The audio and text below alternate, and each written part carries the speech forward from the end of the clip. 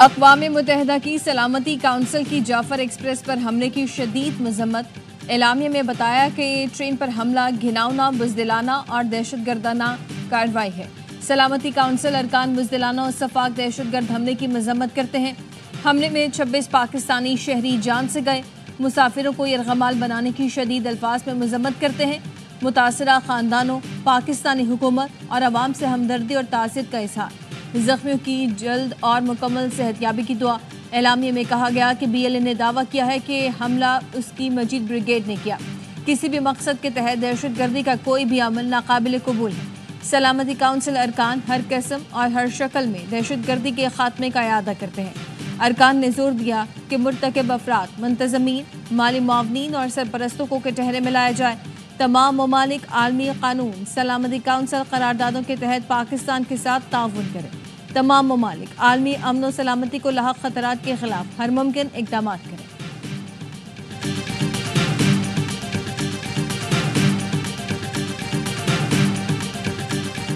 Train operation میں کسی یرغمالی کو نقصان نہیں پہنچا۔ 354 یرغمالیوں کو رہا کرایا۔ 33 دہشت گردوں کو جہنم واصل کیا۔ آپریشن سے پہلے دہشت گردوں نے 26 افراد کو شہید کیا، جن میں 18 سیکیورٹی اہلکار شامل ہیں۔ DG ISPR lieutenant general Ahmed Sharif کی نیوز کانفرنس۔ کہا دہشت گردوں نے ٹرین کو IED دھماکے سے روکا، خواتین اور بچوں کو ٹرین میں رکھا، باقی مسافروں کو باہر لا کر بٹھایا۔ پاک فوج نے 36 گھنٹے میں دشوار گزار علاقے میں پلاننگ کے ساتھ آپریشن کیا۔ دہشت گردوں میں خودکش بمبار بھی تھے، جنہیں سنائپر کے ذریعے نشانہ بنایا۔ درار کمپنی کے آپریشن میں دہشت گردوں کا صفایا کیا۔ دہشت گرد افغانستان میں اپنے ہینڈلر سے رابطے میں تھے۔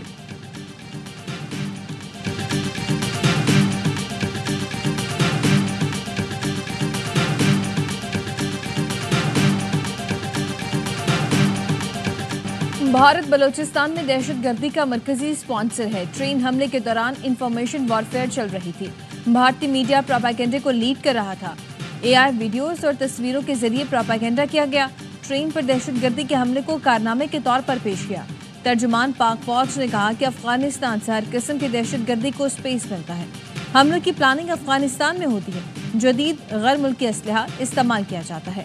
ہمارے پاس فتنہ خوارج سے متعلق شواہد موجود ہیں۔ کچھ روز قبل مارا جانے والا ایک دہشت گرد بدر الدین افغان صوبے کے گورنر کا بیٹا تھا۔ ایک ہلاک دہشت گرد مجیب الرحمان افغان آرمی کا بٹالین کمانڈر تھا۔ بنو حملے میں بھی غیر ملکی اسلحہ استعمال ہوا۔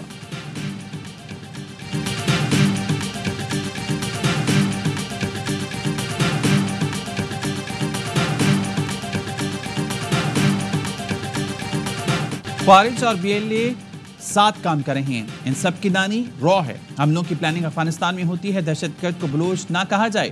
وزیر اعلیٰ بلوچستان سرفراز بگٹی کا کہنا ہے شیطانی قوتیں ہیں، پاکستان توڑنا چاہتے ہیں۔ لبرل اور مذہبی شدت پسندوں کو ایک ہی جگہ سے فنڈنگ ہو رہی ہے۔ را نے افغانستان کے راستے پاکستان کے خلاف جنگ مسلط کی۔ دنیا کو سمجھنا چاہیے کہ خطرہ صرف پاکستان کے لیے نہیں، ماضی میں شدت پسندوں کو رعایت دینے کی پالیسی کی وجہ سے بھی آج یہ حالات پیدا ہوئے۔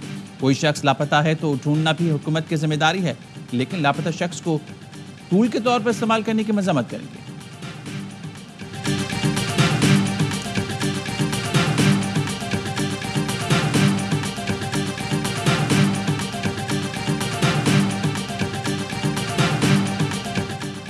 جعفر ایکسپریس حملے کے بعد قومی اداروں کے خلاف ہرزہ سے رائے۔ FIA سائبر کرائم اسلام آباد نے PICA ایکٹ کے تحت 3 مقدمات درج کر لیے۔ معروف صحافی احمد نورانی، شفیق احمد ایڈوکیٹ اور آئینہ درخانی نام سے تصدیق شدہ سوشل میڈیا اکاؤنٹس کے ذریعے عوام میں بے چینی پیدا کرنے کی کوشش کی گئی۔ پروپیگنڈے کے ذریعے عوام کو اداروں کے خلاف بھڑکانے کا الزام، کالعدم تنظیموں کو پروموٹ کرنے کی کوشش کی گئی۔ بھارتی میڈیا کی جعلی خبریں پھیلانے کی کوشش کی گئی۔ FIA سائبر کرائم کی جانب سے مزید اکاؤنٹس کی چھان بین جاری ہے۔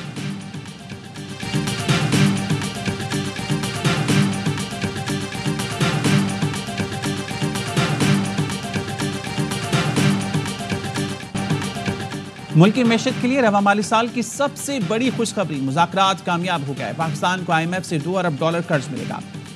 $1 ارب قرض قسط اور $1 ارب کلائمیٹ فائنینسنگ کے لیے منظوری ہوگی۔ ذرائع وزارت خزانہ نے بتایا قرض قسط اور کلائمیٹ فائنینسنگ منظوری ایک ساتھ ہونے کا امکان ہے۔ کلائمیٹ فائنینسنگ کے لیے رقم قسطوں میں ملے گی۔ اقتصادی جائزہ مذاکرات مکمل ہونے کے بعد وفد نے درخواست منظور کے لیے ایگزیکٹو بورڈ میں پیش کرنے کی یقین دہانی کرا دی۔ اپریل یا مئی میں منظوری متوقع۔ کلائمیٹ فائنینسنگ کے لیے IMF گراؤنڈ ورکنگ کو مانیٹر کرے گا۔ پاکستانی IMF کو ٹیکس ہدف 600 ارب کم کرنے پر راضی کر لیا۔ ٹیکس ہدف میں کمی سے منی بجٹ کے خدشات ختم۔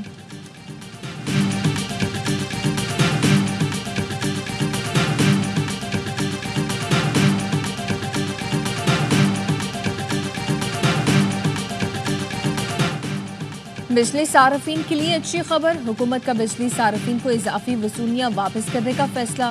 بجلی 30 پیسے فی یونٹ سستی ہونے کا امکان۔ CPPA نے فروری کی ماہانہ فیول ایڈجسٹمنٹ کی درخواست دائر کر دی۔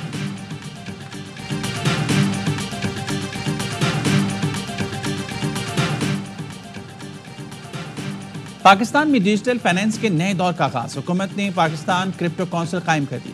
وزیر خزانہ محمد اورنگزیب سربراہ ہوں گے۔ کرپٹو پر وزیر خزانہ کے ایڈوائزر بلال بن ثاقب CEO مقرر۔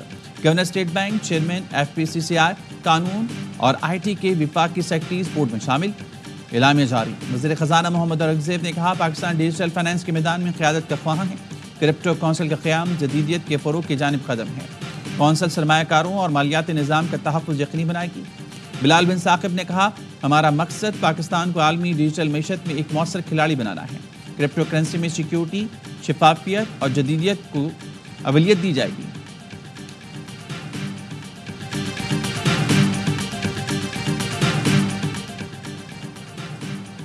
قومی ایئر لائن کی نجکاری عمل ایک بار پھر تیز، ذرائع کا کہنا ہے کہ عارف حبیب گروپ، ٹبا گروپ کے YB ہولڈنگ اور ایک اور گروپ کی دلچسپی۔ تینوں گروپوں کی اسلام آباد میں اہم ملاقاتیں ہوئیں۔ اپنی شرائط پر PIE کی خریداری میں دلچسپی۔ ذرائع نے بتایا کہ تینوں گروپوں کا موقف ہے کہ FPR، PSO اور ایویشن کے اربوں کے واجبات حکومت اپنے ذمہ لے۔ IMF نے PIE کی نجکاری کے لیے جولائی تک کا ہدف دیا ہے۔ قوم کو یونائٹ کرے، اکٹھا کرے، دہشت گردی پہ سب ایک جیسے ہو، اسٹرگل کرے اس کے خلاف۔ پاکستان تحریک انصاف خان صاحب پہلے اعلان کر چکے تھے کہ اگر ملک کی بات آ جاتی ہے بغیر کسی کنڈیشن کے ہم سپورٹ کریں گے، اور ہم نے ہمیشہ سے کیا ہوا ہے۔ وزیراعظم نے قوم کو متحد کرنے کا موقع ضائع کر دیا۔ حکومتی نمائندے اور وزیر صرف PTI کو ٹارگٹ کرتے رہے۔ PTI کے بغیر دہشت گردی سے لڑ سکتے ہیں تو آپ کو مبارک ہو۔ چیئرمین PTI ویسٹر گوہر کا کہنا ہے بانی کہہ چکے پاکستان کی بات ہو تو غیر مشروط حمایت کریں گے۔ دہشت گردی کے خلاف ایک بیانیہ بنانا ہوگا، متحد ہو کر سب کو ایک پیش پر آنا ہوگا۔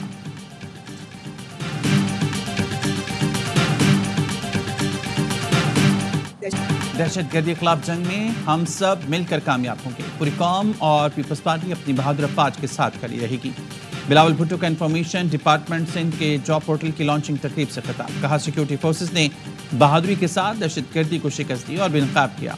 مخالفت نہیں، مثبت سیاست پر یقین رکھتے ہیں، چاہتے ہیں زرعی شعبہ پسماندہ علاقے میں بھی ترقی کرے۔ پانی کی منصفانہ تقسیم 1991 کے معاہدے کے مطابق ہونی چاہیے۔ امن و امان سے متعلق اجلاس میں گفتگو کرتے ہوئے کہا پولیس کو ڈاکوں کے خلاف آپریشن مزید تیز کرنا ہوگا۔ اغوا برائے تاوان اور دیگر گھرونے جرائم پر زیرو ٹالرنس ہے۔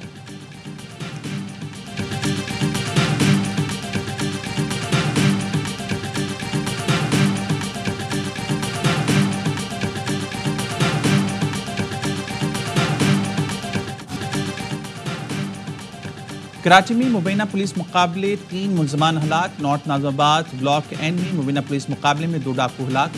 ہلاک ڈاکوں سے 2 پسٹل، 5 موبائل فون اور موٹر سائیکل برآمد۔ پرانا گولی مار میں منشیات فروش ریاست جدگال کے اڈے پر پولیس کا چھاپا، فائرنگ کے تبادلے میں ملزم فرحان ہلاک۔ صفورہ چرنگی کے قریب 2 گروپوں میں جھگڑا، فائرنگ کے نتیجے میں ایک شخص زخمی۔ کنبٹ لگنے سے دوسرے گروپ کا ایک شخص بھی زخمی ہوا۔ پولیس نے جھگڑا اور فائرنگ کرنے والے 3 افراد کو گرفتار کر لیا۔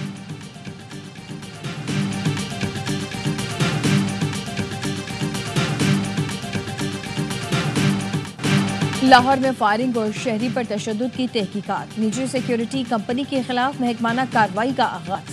محکمہ داخلہ پنجاب کا آنکس سیکیورٹی اینڈ مینجمنٹ سروسز کو شوکز نوٹس، کمپنی کے دفاتر عارضی طور پر سیل کر دیے گئے۔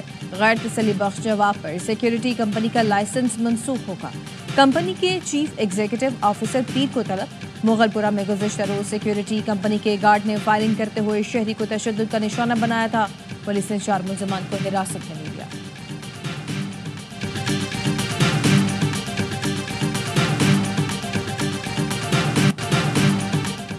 سوشل میڈیا پر منفی پروپیگنڈے کی تحقیقات بانی پی ٹی آئی کی بہن علیمہ خانم جے آئی ٹی میں پیش نہ ہوئی۔ وکیل خالد یوسف نے پیش ہو کر بتایا علیمہ خانم ذاتی مصروفیات کے باعث پیش نہیں ہو سکی، کوئی اور مناسب تاریخ دی جائے۔ جے آئی ٹی نے علیمہ خانم کو 19 مارچ کو 12 بجے طلب کر لیا۔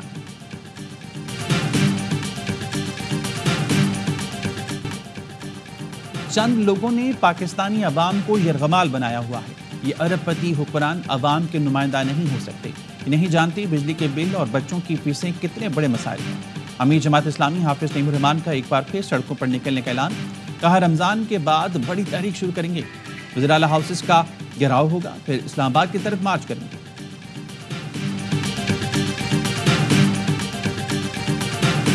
پاکستان سمیت دنیا بھر میں اسلاموفوبیا سے نمٹنے کا دن آج منایا جا رہا ہے۔ اقوام متحدہ میں پاکستانی مستقل مندوب منیر اکرم کہتے ہیں پاکستان نے اسلاموفوبیا کا ایشو عالمی سطح پر تسلیم کرانے میں قائدانہ کردار ادا کیا۔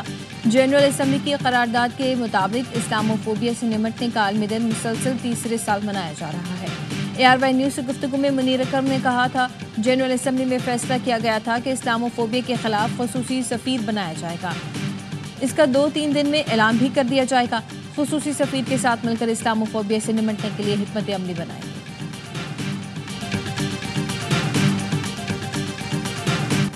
غیر قانونی، غیر ملکی اور افغان سٹیزن کارڈ ہولڈرز کے انخلا میں 17 دن رہ گئے۔ حکومت کا غیر قانونی، غیر ملکی اور افغان سٹیزن کارڈ ہولڈرز کو واپس بھیجنے کا فیصلہ۔ غیر قانونی مقیم اور افغان سٹیزن کارڈ ہولڈرز کو پاکستان چھوڑنے کی ڈیڈ لائن 31 مارچ کو ختم ہو جائے گی۔ حکومت کی جانب سے اس بات کی یقین دہانی کرائی گئی ہے کہ انخلا کے دوران کسی سے بدسلوکی نہیں کی جائے گی۔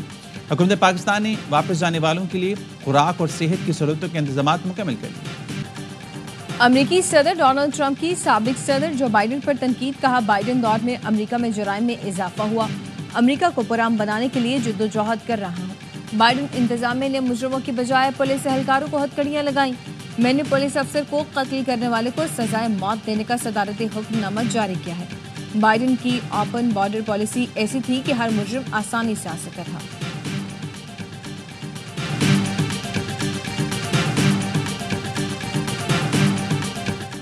پنجاب کے مختلف علاقوں میں موسلادھار بارش اور ژالہ باری، فیصل آباد اور گردنواں میں بارش اور ژالہ باری سے ٹھنڈ بڑھ گئی۔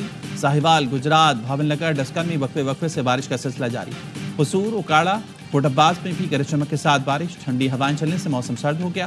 ہارون آباد، جلال پور بھٹیاں، گردنواں میں بھی تیز بارش، سکھر اور گردنواں میں بھی بارش سے موسم خوشگوار۔